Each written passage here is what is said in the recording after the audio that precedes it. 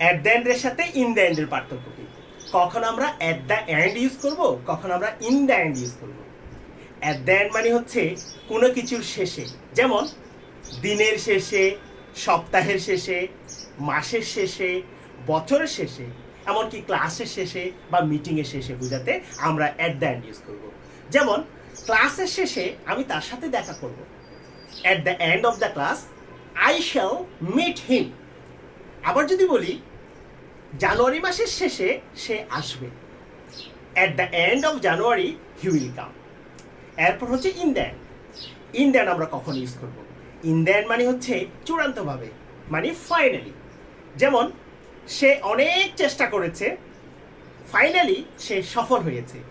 He tried his level best, in the end he succeeded. তার মানে in the and মানে হচ্ছে চূড়ান্তভাবে। এই ওয়ার্ড দুইটা, এই ফ্রেজ দুইটা একই রকম হলেও, দেখতে একই রকম হলেও অর্থ হচ্ছে অনেক ডিফারেন্ট। অ্যাট দ্য এন্ড মানে কোনো কিছু শেষে, ইন দ্য এন্ড মানে হচ্ছে চূড়ান্তভাবে।